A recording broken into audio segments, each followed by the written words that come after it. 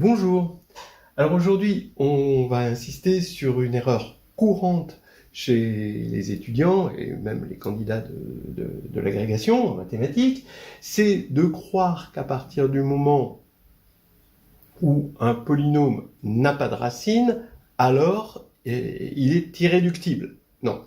Si il est irréductible et de degré strictement supérieur à 1, alors il n'a pas de racine. Bon, ça, c'est assez clair. Mais la réciproque, elle est fausse. Alors, il se trouve que de temps en temps, on a des situations où c'est vrai, où il y a une équivalence. Alors, par exemple, en degré 2, irréductible, si un polynôme de degré 2, sur un corps, hein, irréductible est équivalent à ne pas avoir de racine. Parce que évidemment, hein, s'il est irréductible, il est de degré 2, donc il n'a pas de racine. S'il n'a pas de racine, alors forcément, il ne peut pas se décomposer, parce que s'il se décomposait, ce serait en 1 plus 1. D'accord? Et donc il aurait une racine. Bon. Pareil pour de degré 3, parce que s'il se décomposait, ce serait en 1 plus 2. Voilà. Et à partir de 4, c'est faux.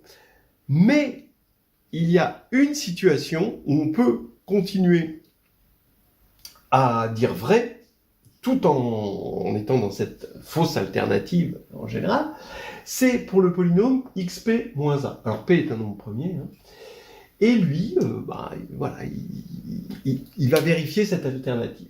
Alors allons-y. Proposition. Soit p un nombre premier, x puissance p moins a dans k de x. K, c'est un corps absolument quelconque. Hein, je ne pas... A priori, je vais essayer de ne pas faire d'hypothèse, même si à un moment, faudra penser 2 k, mais bon. Alors, soit xp moins a est irréductible sur k, soit il possède une racine dans k. Voilà, c'est l'alternative. On a soit l'un, soit l'autre. Donc, on a une équivalence entre irréductible et pas de racine. Bien. Alors, donc, allons-y. On va supposer, pour la preuve, xp moins a non irréductible sur k, et on va montrer qu'il possède une racine. Alors comme il est non irréductible, ça veut dire que xp moins a va s'écrire p fois q, avec, on va appeler m le degré de p, et donc le degré de q, c'est p moins m, forcément.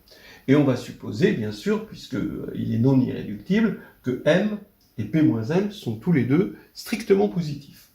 Et donc, forcément, strictement inférieurs à p également. P et q étant dans k de x. Alors, on va aller chercher une racine, d'accord, de xp moins a dans une extension.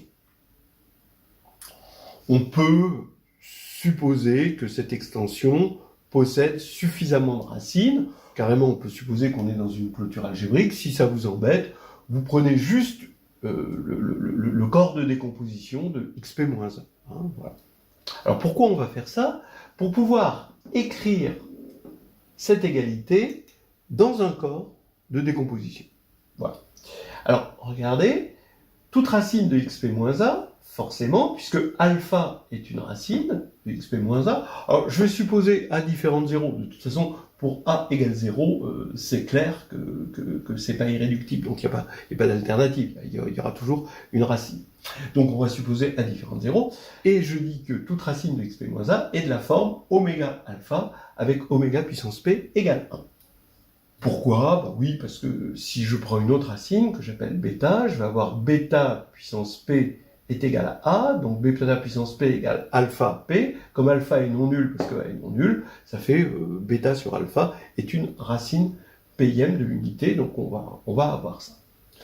Alors, juste pourquoi je suis prudent là dans cette histoire, c'est parce que K peut être de caractéristique P, et dans ce cas-là, il n'y a pas de racine primitive. Mais bon, voilà, donc la seule racine Pn, c'est 1, d'accord? Parce que oméga P moins 1 égale 0, ça fait oméga moins 1 puissance P égale 0, si on est en caractéristique P. Et donc oméga égale 1. Donc je suis juste prudent, je dis que toute racine est de la forme oméga alpha avec oméga puissance P égale 1. Donc maintenant, xp moins a va se factoriser en un produit de x moins oméga alpha. Ou oméga, ça va être des éléments qui vérifient ça. P et Q, je vais les prendre unitaires, ce qui va faire que P, ça va être un produit de x moins oméga alpha. Alors bien sûr, oméga appartenant à un certain ensemble que l'on peut compter avec multiplicité si besoin. Pareil pour Q, un autre ensemble avec multiplicité ici. Ce qui va faire que maintenant, quand je vais regarder P de 0, ben, ça va faire ici, j'évalue en 0, je vais avoir un moins 1 puissance, ben là, le degré de P, c'est-à-dire M. Le produit des oméga appartient à I avec cette multiplicité, et alpha qui va arriver avec une puissance M. Pareil pour Q de 0, j'évalue, ça va faire moins 1 puissance cette fois-ci P moins M, un produit de oméga avec oméga dans J, et alpha puissance P moins M, parce que le degré de Q c'est P moins M. Maintenant, je vais élever tout ça. Alors bon, d'abord, je passe moins 1 puissance M ici, moins 1 puissance P moins M ici. Je mets à la puissance P. Je rappelle que alpha puissance P, c'est A, d'accord? Puisque, voilà, ici. Et donc, ça fait que moins 1 puissance M, P de 0, le tout puissance P, est égal à A puissance M. Voilà. Et pareil, ici, A puissance P moins M. Voilà. Bien, alors, maintenant, de deux choses l'une.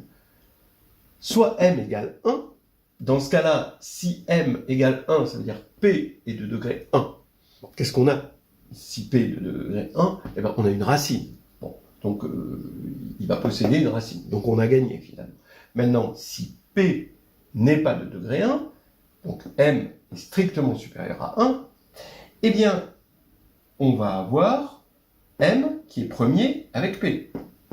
Hein, puisque ici, le degré de Q et le degré de P sont strictement positifs. Donc ici, M est strictement compris entre 1 et P, donc il est premier avec P. On écrit une relation de Bezout. Et maintenant, avec U et V dans Z, je vais avoir A puissance M, je vais le mettre à la puissance U plus V, et A puissance P moins M, que je vais mettre à la puissance V. Vous voyez pourquoi je le fais.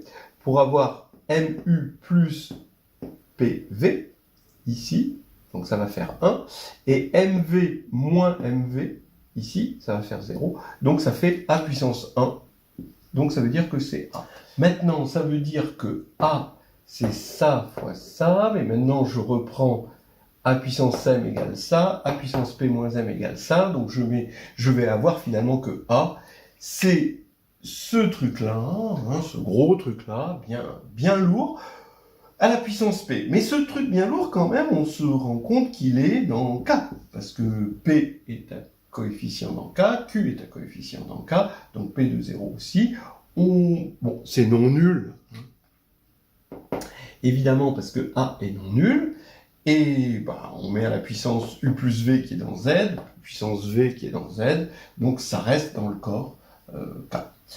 Ce qui veut dire que A est une puissance PIM, et donc xp moins a a bien une racine dans K. Voilà, et donc dans cette situation, on a gagné. Alors maintenant, attention, hein, dès que P n'est pas premier, ça marche pas. Hein. Je sais pas, vous prenez x4 moins 4, donc là, dans Q de x, donc il n'y a pas de racine. Vous le voyez bien hein, qu'il n'y a pas de racine, puisque la racine quatrième de 4, c'est la racine de 2, donc finalement c'est pas dans Q. Et donc, or, ça fait ça, hein, ça fait x2 moins 2, facteur de x2 plus 4, plus 2, pardon. Et donc, ça n'a pas de racine, et c'est réductible quand même, donc on a perdu l'alternative dès qu'on avait une puissance non première. Voilà, c'est terminé.